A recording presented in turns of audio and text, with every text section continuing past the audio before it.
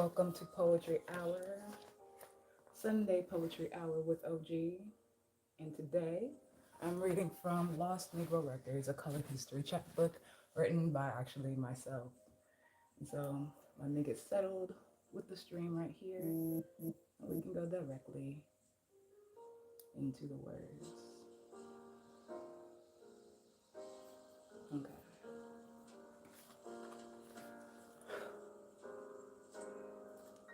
This poem is called Remember Her Story. No more debate over whether we are peaceful Martin or militant Malcolm. Like there ain't a range of women to choose from. Like we ain't Angela Sankofa Bird, a Sata liberating panther out for the kill. Like we ain't the brown woman who preached like no other did before her. She, rebuking the flames of inequality to its bigotry hell. She, giving her song a hope and faith. Since her country didn't have the common sense to realize Negroes are fed up, how riots can be justified if they spent 400 years dressed in our morning obsidian skin, get cured by that doctor as she be black activist, feminist, lawyer, priest, and poet, Dr. Anna Murray. Like we ain't the teacher who did not allow oceanic size discrimination to drown her God-given ability to educate. She be the ebony mermaid you never heard of, siren song black folk into learning about their citizenship, to learn that there are treasure chests that is literacy. This preacher goddess of the civil rights sea enchanted the Supreme Courts in her favor that granted equal pay to black and white educators. Clark, like we ain't the Black Pearl, the Creole goddess, the Bronze Venus, who be activists in our own artistic right, refusing to perform to segregated audiences in poetic protest, decline Coretta's offer of leadership because her rainbow tribe of multicolored children were too young to watch their mother turn martyr. That mother who assisted in the French resistance in World War II, she beat black dancer, activist, actress, and singer, and spy, Josephine Baker. Like we ain't the woman who stayed behind the scenes. Her revolution will not be televised. 5 decades dedicated to our liberation. Put the Civil Rights Report and the Civil Liberties Factors in the same talk show. Who stood alongside the producers of the series The Boy and Thurgood? Who had the balls to call out the star of the show, Martin? Who mentored the aging starlet Rosa? Who didn't just fight for the Negro, but for the freedom of the human spirit? Radical activists of the NAACP, SCLC, and SNCC, Ella Baker. Now, speaking of SLC and SNCC women, like we ain't the woman who by 6 worked in fields to keep her family from famishing. Little Miss Lou, who was originally the sick and tired of being sick and tired of whites only protest, co-founded the Mississippi Freedom Democratic Party and broadcasted that exhaustion nationally. Little Miss Lou, who was arrested, shot at, suffered permanent kidney damage from the beatings a la freshly trained police in 1963 and still stood strong for us to one day be free. Fanny Lou Hammer, say we ain't the woman who black never cracked, but became a concrete armor of cocoa as she raised as the head of the National Council of Negro Women, as she co-founded the National Women's Political Caucus, as Obama at her death honored her as the godmother of civil rights, Dorothy Irene Height. Like, why can we be all these women and more? Why do men seem to be appreciated in our history books? Why do black boy joy eclipse black girl blues like how the sun outshines the moon now? This does not mean forget about Martin or Malcolm, Huey P. or Bobby Seale or the million men who marched. Pay homage to their expensive work that they did. Celebrate the extensive tenacity of their fight. But remember, it took black women to birth those million men in the first place. It demanded black women to hold down the household. It required their yelp that they were included in black liberation. Give her her credit. Give her her due. Don't poof her magic out of the stories in black history. Remember her story. Say her name. And as long as there's fire in her blood and moonlight in her eyes, we are not shade buttered shadows of existence, always there and often forgotten. Say her name. Remember her name. No more debates over whether we are peaceful Martin or militant Malcolm. We are Angela Sankofa Bird. We are Sata liberating panther. We are out for the kill. Ergo, if our beak speaks don't get you, then our colored claws will. That was Remember Her Story. This next poem is called Before Rosa, There Was Claudette. She guzzled Sojourner's truth, like ice water on a summer's twilight after playing all sunshine, was grasped by Tubman's hands, feeling like her backbone straightened to the railroad, feeling the weight on the world that rested on that seat with her, the 15-year-old, too revolutionary for the NAACP. Let us remember to be young, gifted, and black was feared by all who would let the pregnant teen with her bastard, maybe mulatto child be the face of this movement. Forget about her, that be too controversial. That be too much black for white folk. That ain't the homely figure they needed. One of four plaintiffs they needed to test the waters before Rosa. They needed young, gifted black girl silence. They needed.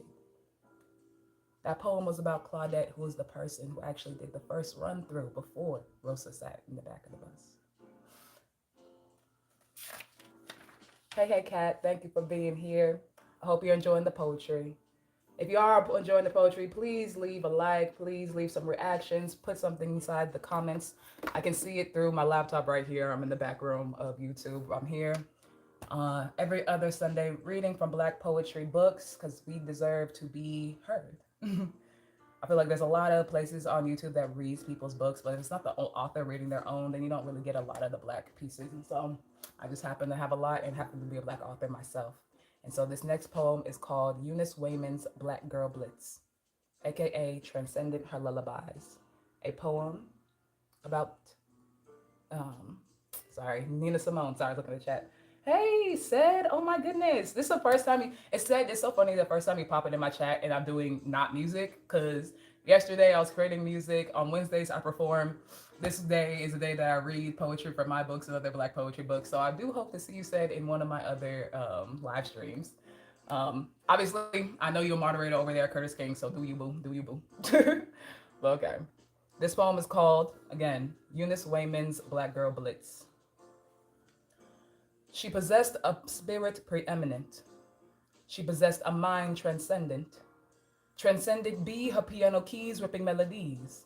Transcendent be that contra-alto chocolate mystic girl whose temper turned fuse, girl whose blitzkrieg of emotion erupts family tree she rage, strange in despair, trees whose fruit turned the star notorious for being black and finding its pride, notorious for her sorrow brim whirlwind of joy comes, falling in love with our brown boy beast, joy leaves, being in business with the same porgy's noise be funkier than a mosquito's tweeter, porgy's fist leave her raven canvas crimson fueled the hatred, crimson bed the demons, tap dance in the mind of the wounded demons, who turn out just as quick as they hide from the monster that now reside under her bed, hide from the monster that sang in her head full of manic melodies, head full of bipolar beats and symphonies be her foundation, symphonies be her roots descend from a 3-year-old penis, roots be the darkest shade of black freedom she sang for, black angel she birthed as woman, black be creator, woman, black be God help, misunderstood, God help yourself, as the most disrespected, neglected, and unprotected creation be Nina's forte, creation of a colored controversy weak like fumes from the flesh of 4 brown girls burning to death on 16th Street Sanctuary, controversially screaming like feeling like Mississippi done damned its last Negro woman as fragile as she was strong. Negro mother who defied the odds against skin too dark, nose too wide, lips too big. Odds against the shaping of a true Queen Simone, love her or leave her. Queen Wayman, who knew the devil's tunes would take her so far, remote, distant, her happy would flee her loose grip, far across the ocean. She had to depart, snatch that glee back into her essence, renewed, returning to the motherland essence via the air of Liberia, tempting the stretch of her smile with that wide-toothed white grin girl, and don't you ever stop, smile with those divine smooth as wine lullabies that lure the Negro to his glory, lullabies that be the siren song to black liberation and creation cascade unhindered within her soul. Glory be that soul riveting hypnotic crooning tongue in our eternal willow tree for her, for you, and for me. Glad to stop by, especially for poetry. Thank you. This next poem is Before Marilyn There Was Dorothy, which is a piece about Dorothy Dandridge. So before Marilyn Monroe, there was a Dorothy Dandridge. In her dimly lit old dressing room, Dorothy chokes down moonshine, pulls tar into her darkened spirit, one cigarette at a time, she chain smoking. Chasing away the blues of a black girl forgotten in the shadows of a lighter east skinned starlet. Why did the world forget about you, Miss Dandridge? Miss First Black Best Oscar nominee. Miss Woman of Grace. Miss Should Have Been National Icon who fractured the mammy frames Hollywood painted black woman into. Why did we forget about you, Miss Dandridge? Like you ain't OG black girl magic in a business that rarely recognized you as a complex human. Like you weren't Marilyn's best friend and biggest inspiration. Like without you, there wouldn't be a her, a Cicely, an Angela, a Hallie. Miss Dandridge, I'd love to apologize. I'd love for more of my peers to know your story, to quote you forever on their skin, to rock your face on their makeup bags and their bedroom walls, memorize with you like it's voodoo, to be remembered as our idol if no one else is FUBU. Miss Dorothy, the soul that knew if she were white, she could capture the world. And I hate that it seems that be that way so often. I don't understand sometimes why you couldn't have and Monroe did. Nevertheless, Miss Dorothy, don't worry, we will still celebrate your frame and her womanly victories, but we will acknowledge the shadows you reside in, to illuminate that gloom, to eliminate your grief, to educate little black girls that do not have to look, act, or be like white girls to take over the world. I promise. Before Marilyn, there was Dorothy, is the name of that poem. This entire book, Lost Negro Records, is the Black history that is not taught in schools, told in poetic form. And so, because it's Black History Month, I thought this would be a nice thing to start doing. And then continue from here, because Black history is for Heather, is to continue to read from Black books, specifically poetry, as that is where I got my start as an official professional writer. So this next poem is called Hatshepsut of Egypt, Schools Cleopatra on Her Hidden Blackness. Now, what a lot of people do not know, Hatshepsut and Cleopatra were black women. What we see typically in depictions of Egyptians is that everybody was light skinned, and that is not facts. So, this is from the perspective of Hatshepsut speaking to Cleopatra. You let them peach-skinned peasants fool you into believing you emerged for them for what reason? Did you figure your mother's mahogany wasn't primed or polished enough to birth a pharaoh? How can you not embrace an immediate ancestor like Black Africa ain't tainted your blood to be stronger than cinder block, thicker in every shape and form? Girl, where do you think you got them curls from? Girl, where you got that nose from? Stripped you of your mitochondrial DNA from your chemical makeup, denounced your pigmentation that presented yourself as a human reincarnation of goddess Isis. Guess you didn't know she was black too. You baffle me, Miss Cleopatra. Miss Macedonian Greek, my left butt cheek. But on the other hand, maybe I'm being too rough on you. Maybe your drunk of a father forgot his night in Nubia that produced you.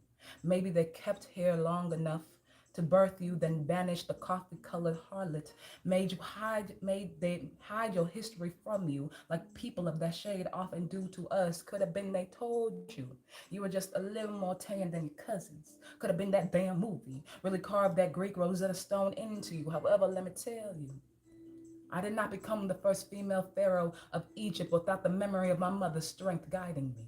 The power of an African woman is unmatched. It's as expanding as the universe from Big Bang to this moment. Girl, you should ask your friends, ask your daddy, found your sister, then possibly you could have felt the energy of your lineage of black girl enchantment. Behold, where you descended from. I'm sorry to be so tough on you, sister, but we got to for each other understand. You had the privilege of proclaiming your beauty as woman. I had the masquerade as male for respect. Fastened a beard to my chin, gained unnecessary weight just to be esteemed. I don't know whether my mother would have been proud. I hope she is. I was very successful.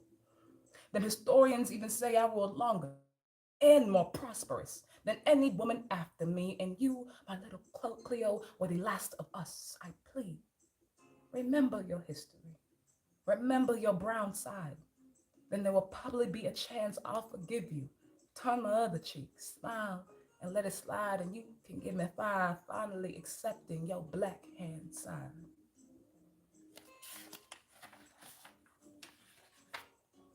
This next piece is called Sanger's Parenthood Plantation. This one is actually written by Kelisha Nelson about the origin plant of Planned Parenthood. Come on, writer. Yeah, in this book, there also includes substitute teachers, as I'm a teacher teaching the kids who have been killed by the police over the last whatever years up to when I wrote the book. The Black history were not taught in schools, and I had some of my poet friends also be a substitute and give their pieces. So this one is one of my absolute favorites. Absolute favorites. Kiwaisha is a beast of a writer.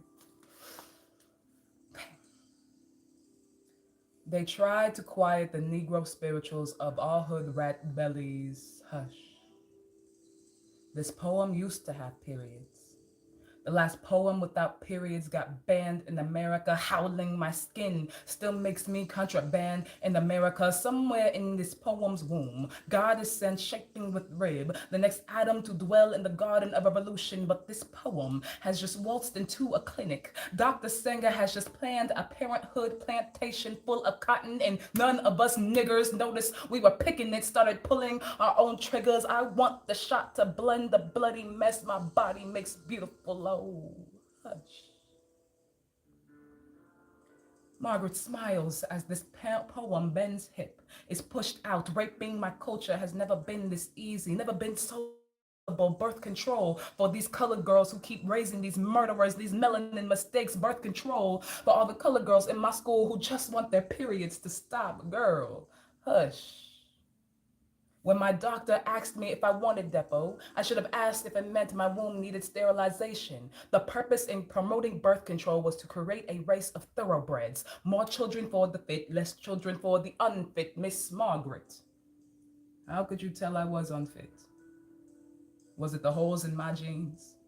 All the poverty in my saying? Did you see the same thing in my mother, mama?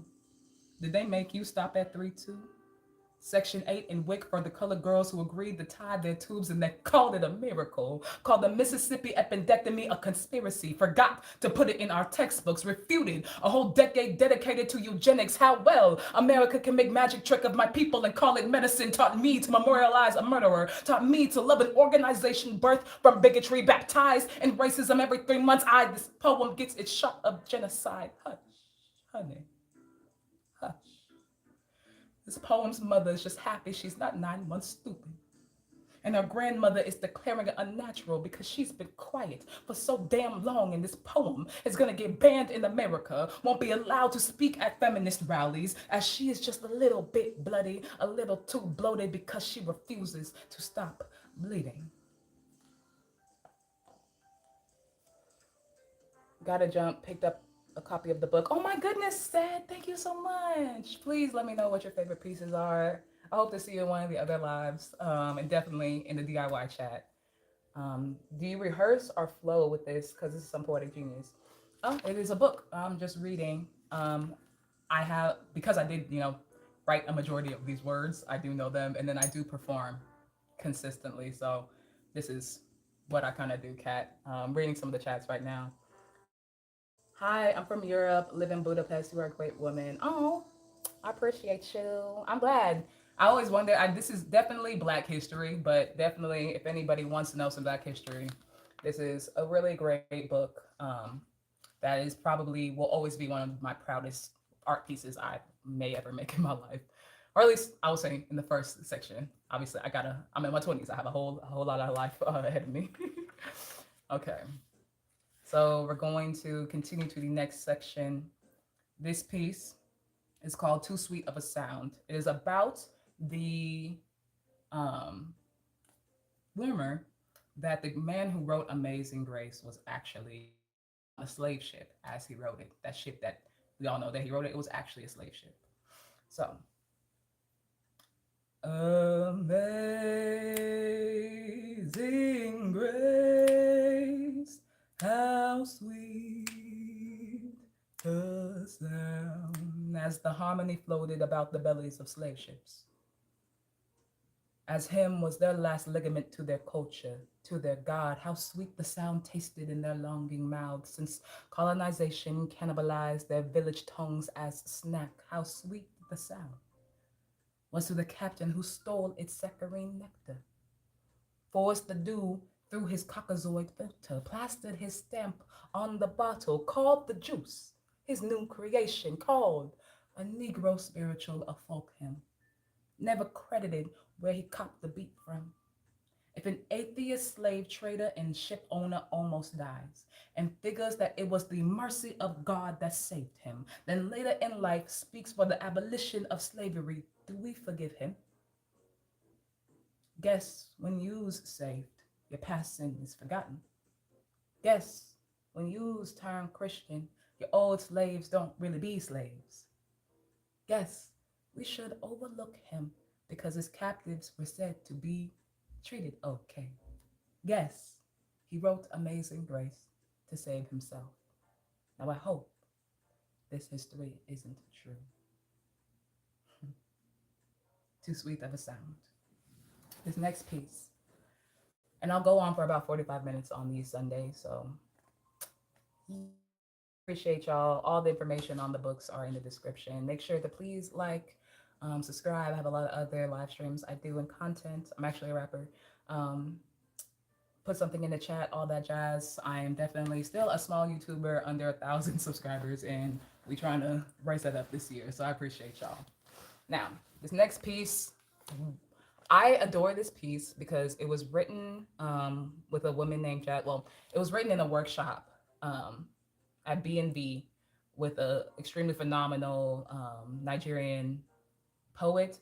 And when I performed this piece in Atlanta, the Pearl Cleage, if you don't know who Pearl Cleage is, it's because you're not really in the literary world. But she wished that she wrote this piece. And when I tell y'all that is the best poem, the best, not poem, that is the best compliment a writer can give to another writer is that, yo, I wish I wrote that. Like, I was so excited. Okay.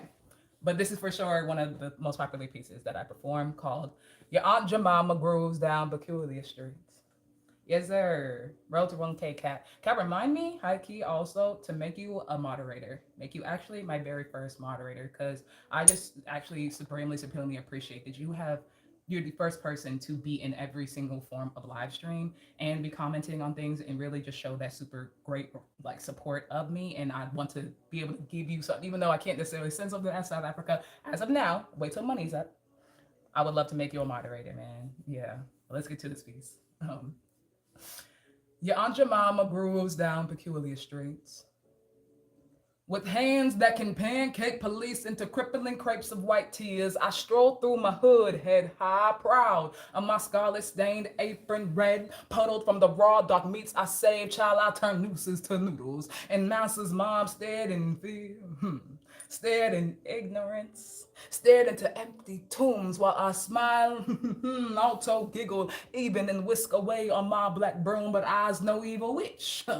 I's jungle booty music mystic, extraordinary cook. These hands of mine have molded the flowers of creation, have been burned by the fires of human prejudice. I've gathered blondies of oppression and a pinch of black pride, a dash of Afro passion, and a little bit of my secret somethings and baked freedom lace brownies. Y'all gonna want my high.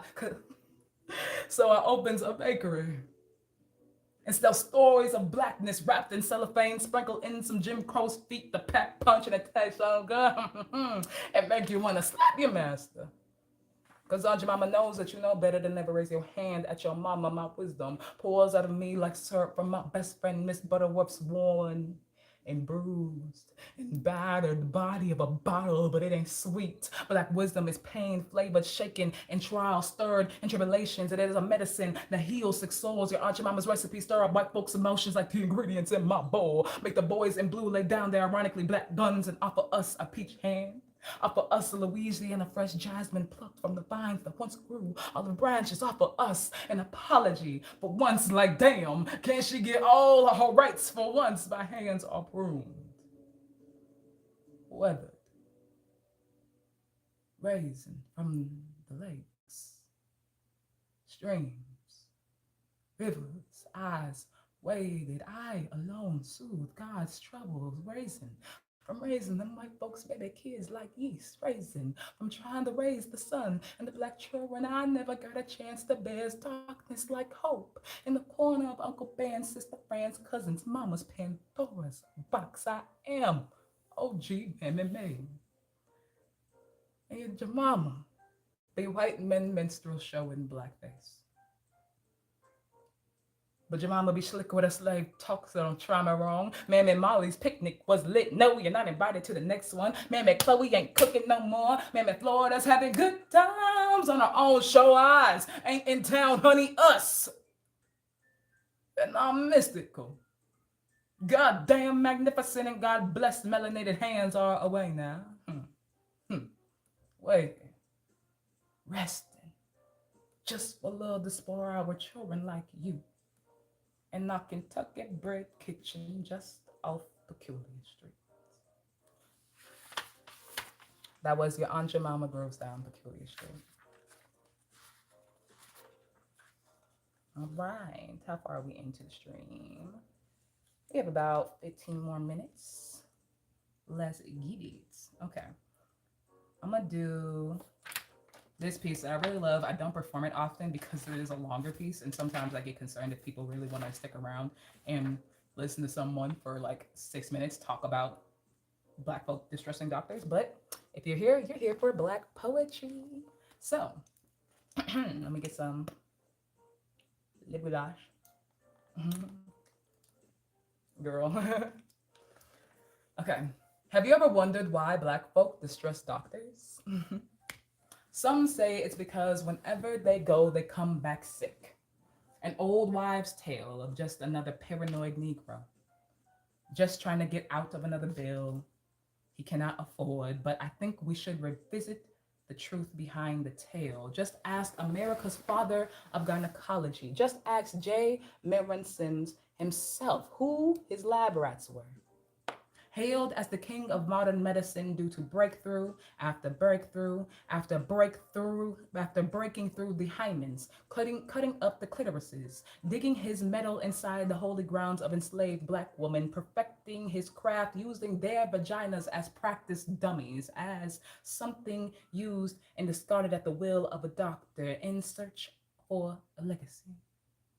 He actually thanked 3 of them, Lucy, Betsy, Anarcha, for their endurance would aid women forever, for their dehumanization to lab rodent, to test subject. I think how many experiments they must have endured till they just died like the others. I think to myself how often Black women are made to be used and discarded at the will of men in the name of nothing substantial. How our strength is plastered against us like it's the new designer shoes that everybody wants, adores, and admires, that everyone wants to wear like it's their own, but these people can't pull them off like we do. Funny, like we have the choice to pull this strength off of us. It was hammered into our framework at a time before slavery, and I know you don't hear about much of us before slavery, but those people, they cannot handle the pain associated without breaking them shoes in. Do you know how much hate you must endure? You must swallow. You must get drunk on the break in all this strength. Do you know how many social experiments we must accept and choose to not let us kill us? Do you know what the blood of your tongue tastes like when you must pierce yourself from lacerating the larynx of men who blatantly disrespect you? You Black woman only bare your teeth and smile.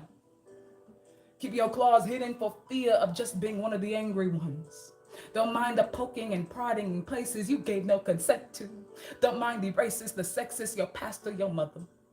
Your endurance enables you to roll with the punches when mental illness turn rocky.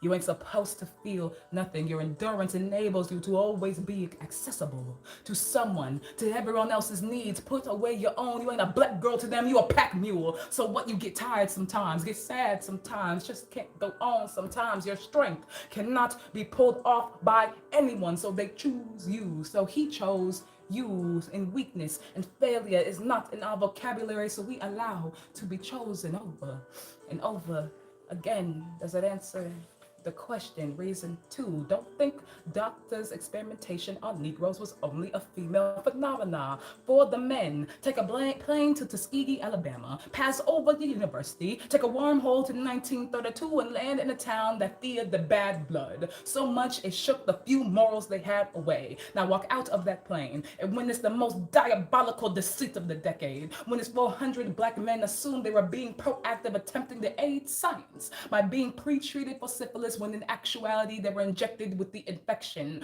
Doctors turned sinister witches. How voodoo you gotta be to turn Black birds of boys to STD guinea pigs. This study did not cease after men turned up wishing to be deceased. The study did not conclude until 1972.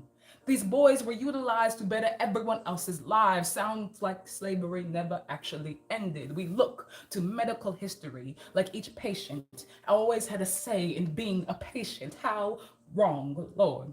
How wrong? Does that answer the question for both, for the free and enslaved, for the misused and abused black bodies like they be characters in a deadly black exploitation era, like they be the beginning of institutionalized racism, given the lethal choice?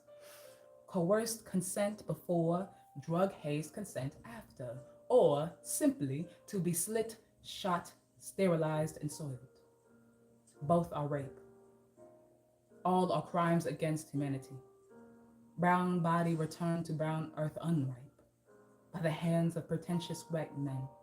It seems like it always be pretentious white men lighting the colored people genocide fuse, pouring more gasoline each generation to keep us aflame, hopefully, choking us out on our own flesh's exhaust, keep trying to scorch our bodies out of their country when we are no longer proven to be useful again and again and again, not remembering that fire resides in her blood and that her blood streams through his veins. So we not only die, so we not only don't die, my Negroes, we multiply. Till the day our flames burn brighter than their hate. I hope that answers the question.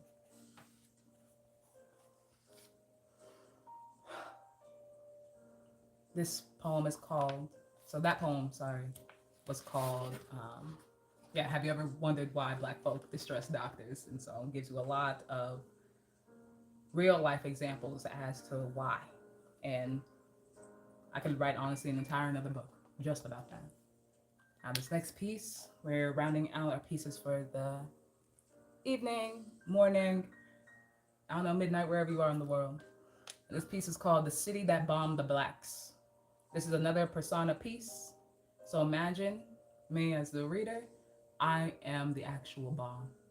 So in May of 1985, the West Philadelphia Police Department bombed the Black liberation group Move 9, killing 11 members, including 5 children, displacing 250 plus. This is a response to the Blacks of that city that bombed itself from the bomb. I didn't want to be chosen. They build so many of us. I don't know why I became a battle tactic in the race war. I pray you can forgive.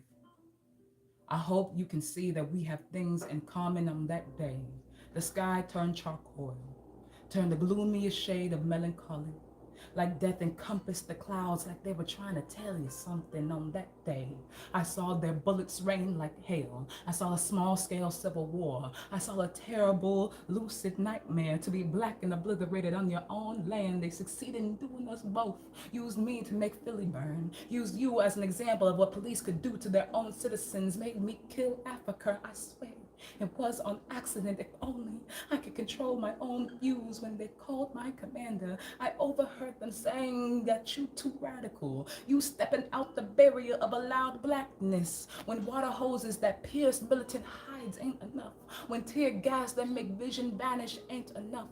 When bullets that hailed like white storms determined to wash the black dirt away ain't enough. Call in me the real weapon of mass incineration. C4 is the name of the acid my belly was blitzed on. My cast iron, my black armor skin erupted into savage shrapnels and is forever buried with some of you in your land, scattered among Move 9 from familiar spirits. Is it bad that I feel comfort in this? That at least I didn't play God and disappear, that we died together? Is it bad? I feel it isn't my fault. That I didn't intend to burn on your family the ash to make it easier to the black embers of reality, that I was used for the purposes that white men should have never attempted to exploit, that I was also a victim too. I'm not looking for sympathy, just some kind of understanding, but if not, that's okay. I don't know if I could forgive me either.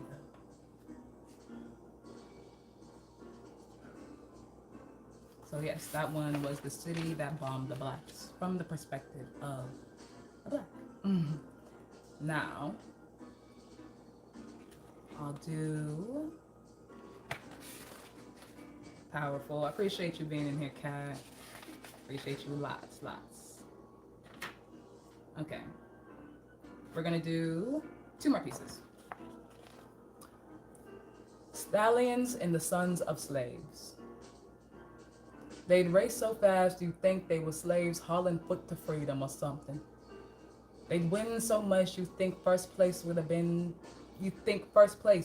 put them first in the emancipation line or something. They were forced out by white men so easily. You think they'd own the sport first or something, like white men didn't make exploitation of the sport beast black boys popular or something. Now who knew the first few Kentucky derbies were won by black men? Hmm.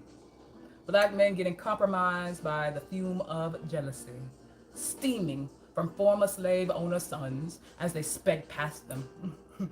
The stench that sent them over the rails, like those slave owner sons pushed them there, like those boys cheated or something. They felt that familiar sting that sent them back 50 years when a whip would miss the horse. Another case of white men getting greedy, getting violent to secure that greed, of blacks being too good at something so profitable. Another successful attempt at dismantling another Negro legacy as slaves and the sons of slaves stew in forced surrender, reconcile into being reduced to stable hand to realize that you've always been less valuable than the stallion they allowed you to ride. So that particular piece was about how, yes, the first few Kentucky Derbies were won by black men, and a lot of white guys got angry and just like completely canceled their ability to be actual riders and made them become stable hands, used to whip them on accident, just out of fucking jealousy. Um, and I feel like we all see what happens when you get into some sports that are typically white prominent. Now, we shall end on a positive note. This piece is called Never Ending. Our tears are immeasurable. Our blood sheds without end. Our deaths are unfathomable. Our skin glows without end. Our fight is continuous, is infinite, even after the war is won.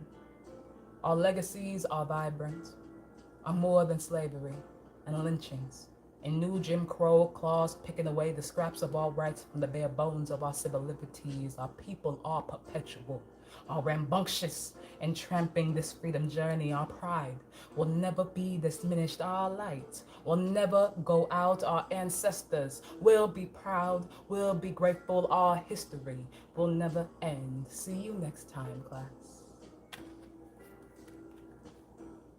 So that's not the full book, but I wanted to give a piece of that and stick to hopefully one book every live stream. So going forward, this kind of live stream, depending on how people really like it, honestly, it will either be every week, always gonna be a nice calm Sunday. I'll figure out how to better play music. I really didn't know if y'all could hear it or not, but it'll always be black poetry. I might even just keep this book out and always start off with a piece from here and then go on to somebody else. But if you learned something that you didn't know, that was the intention of the book, and I'm very happy that that happened for you. Kat, you said history lessons I didn't know I needed. I'm very happy for that. Honestly, for maybe even the best of Black History Month, I might just keep reading from this book because, yeah, man, it was really actually sad having to research all this stuff. And because there was a resurgence of people asking me to perform poetry in the last year, it really like pulls at my spirit to write a part two. The book was written almost 10 years ago when I was a teenager. um, and so I just imagine there's so much more out there. Two, I'm a better researcher. Three, where we are living in a time where people are rewriting our history, where people are actively taking history books out of children's schools, where people can utilize the internet to fuck with shit and make people think that something didn't happen or maybe happened a different way. And so it is written media, it is written pieces is what sustains the world, what really shows real facts. And so I didn't know that when I wrote this book, but every year that's gone on, I sincerely appreciate that this is where I started my literary journey. This book came out even before I released my first EP as a musician. So this is truly like my first project, my first thing I put out into the world as an artist. And I'm happy that to date these words still stand, that people are able to learn, people are able to feel, people are able to be proud and feel like people do care about us. So yeah.